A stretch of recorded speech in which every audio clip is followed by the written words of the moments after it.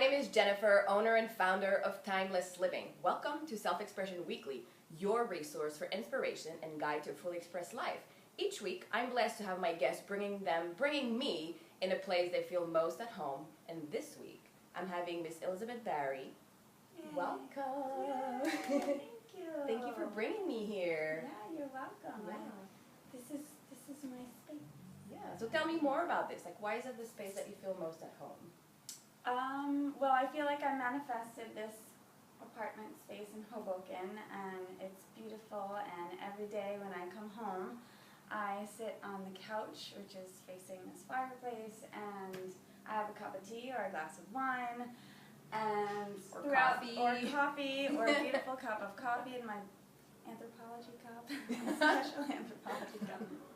And yeah, this is where the magic happens. This is where the calming from the day and just kind of gathering my thoughts with some candles and whatnot. So yes. Awesome. Well, thanks for having me here. Well, thank you for interviewing me and talking with me about inspiration. Absolutely.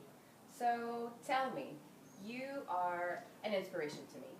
And, you know, you are a very well-seasoned entrepreneur. You have curated TEDx Hoboken Women.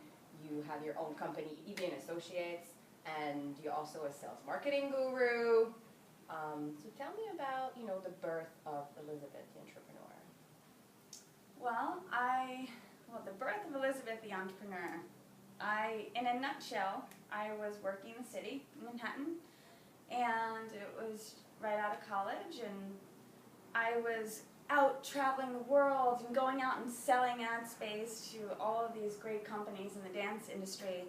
And I would end up sitting with them for hours and befriending them and helping them with their ad content and so on and so forth. And then one day I just decided that I don't want to sell ads to clients anymore. I want to help them with their message. And I quit at the age of 28, and I came over and I started my business in my home and continued on for 10 years running a strategic marketing firm specifically for the dance industry. We published an email magazine that had 20,000 subscribers worldwide, and then we slowly moved that into yoga, Pilates, wellness, and entrepreneurs.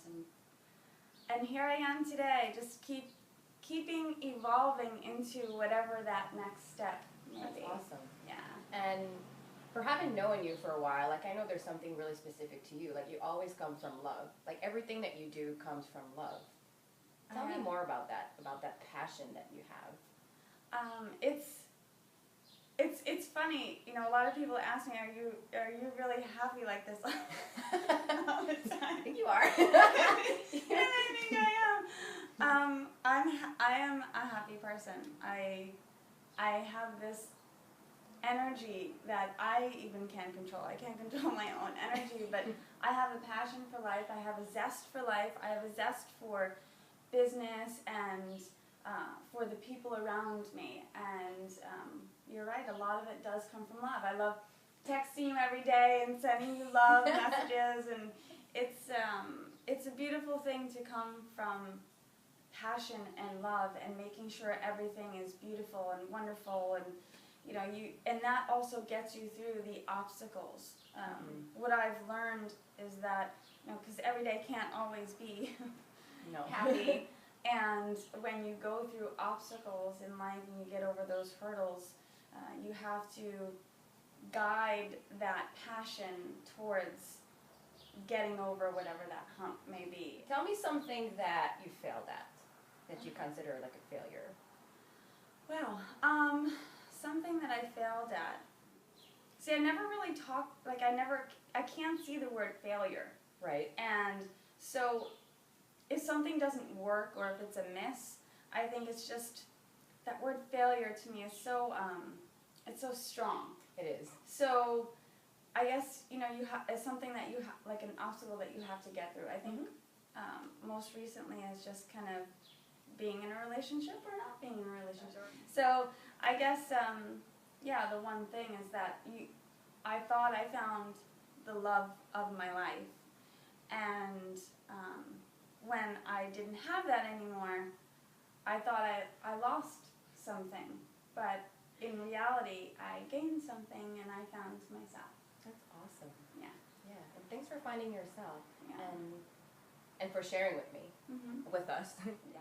And what inspires you to keep going? Because, you know, everybody, we all fall at a certain point of our lives, and, you know, I often say that to achieve success, you have to be willing to fall, whether it's a failure or something you learn from. So how do you get back up? I think what I've learned is quieting the mind.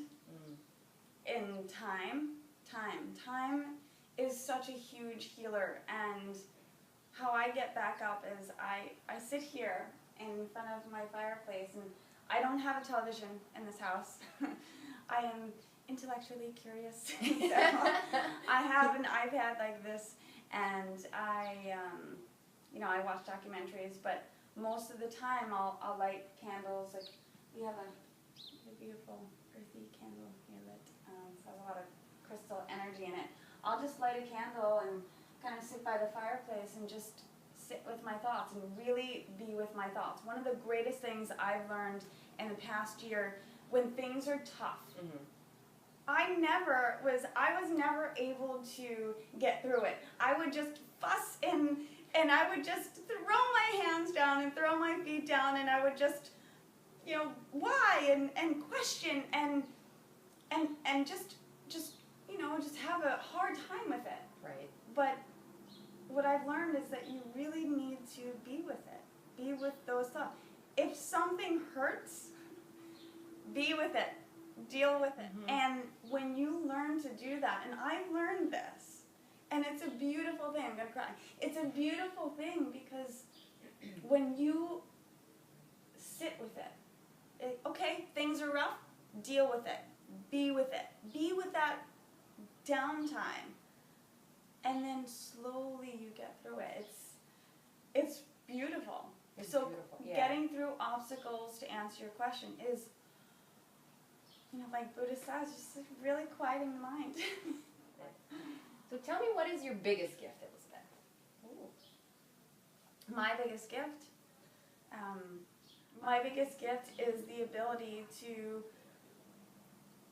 laugh all the time and be happy and bring my happiness to others, and I think that's a real nice gift and trait. Absolutely. Yeah. And when did you learn to own it? Because oftentimes when we have a gift, like, we don't own our gifts. We just oh, you're good at that, but I'm not gonna own it. Yeah, it took a while. Especially growing my business. I was this skinny little blonde. I used to be blonde. This is my natural color.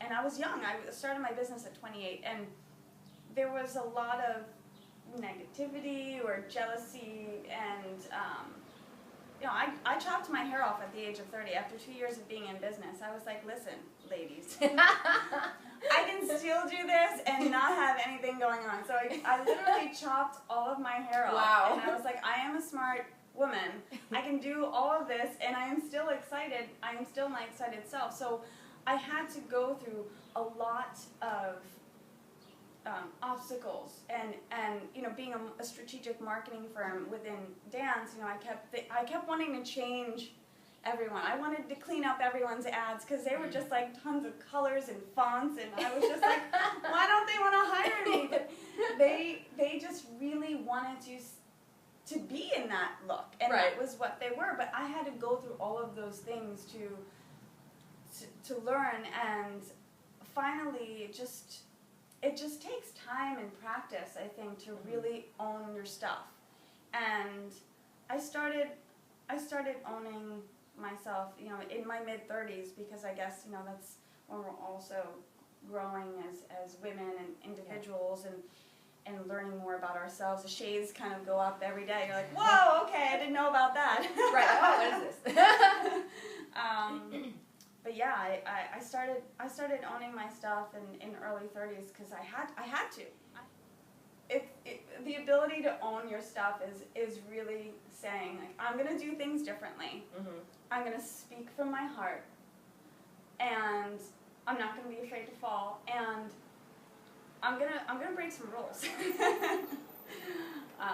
So, Amen to that. Amen, namaste Well, to namaste. breaking some rules. I like being a rule breaker. Yeah. At that point in time, I just remember running around my office and just saying, I don't understand. And then all of a sudden, everything shifted. I started curating TEDx Hoboken and hosting these events around town, the EB&A Coffee Talk and the Marketing Talk, and I became a thought leader and the expert, and that's when things kind of just shifted. I wasn't pushing myself on anyone. Everyone was just kind of coming towards me, and it helped me grow a lot. Nice. And this is when you're also in your element, like when things become effortless. Yeah. Then. Yeah, sometimes we have to go through those periods of consistent learning, obstacles. There was an Oprah quote, with the universe manifesting. If everyone knows me, I talk about, the universe manifested this. But she had this one quote that I do recall from running my business a long time ago. And the universe, we are getting these messages sent to us, and we don't want to listen. Mm-mm. We don't want to hear it until it's time to hear.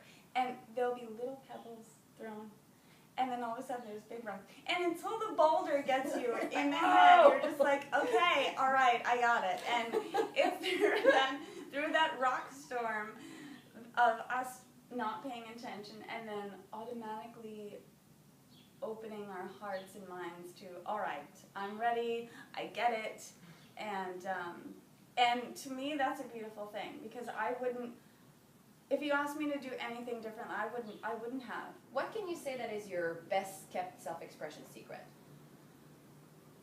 Best kept self-expression secret. Well, my best kept self-expression secret, I guess, maybe it's the fact that I do have the quiet mind. A lot of people see me and I'm, happy and smiling and laughing and joking, or I'm running a big event and I'm kind of doing big things in the community or in my job, and I guess my best kept secret is that I do come back to, I say prayers. I pray and I thank the universe or God or whatever for every single day when I wake up and that sun shines beautifully into my beautiful bedroom and I get up with my alarm. I give thanks and gratitude to the day. And when I go to sleep at night, I give thanks and gratitude to the day, no matter what it brought. And I guess that's a great self-expression secret, because gratitude is a great part of living. Thanks for sharing that. Thanks for asking that question. It was awesome. Anything else you would like to add? Well, I guess I want to thank you for interviewing me and sitting in my humble abode and drinking organic coffee with me. It's really delicious. If anyone that is watching is interested in getting over a hurdle or going to that next level and just wanting, what I had said before, why don't they want to do this? Or just quiet your mind and be with it and grow through it, and whatever it is will manifest itself towards you, and it's going to constantly evolve. Oh my God, absolutely. The evolution of who I am and what I'm doing in business and work and TED and the Chamber of Commerce and Inflection Interactive and EB&A and all of these beautiful things that I'm doing right now, they're all part of the journey. So just enjoy the journey. This is the journey. This is it. That's it. There's no any other journey. Is it. That's yours. Yeah. So awesome. cheers. Cheers to that. Coffee cheers. I love it. Well, thank you everyone for watching, and if you have any comments or questions below, please enter all your comments below or questions. Or anything any topic you would like me to talk about, please also share. Make sure to visit www.selfexpressionseries.com. I have upcoming workshops in the works. So it's going to be exciting, and stay tuned for next week's episode. Awesome. Thank you. Thank you.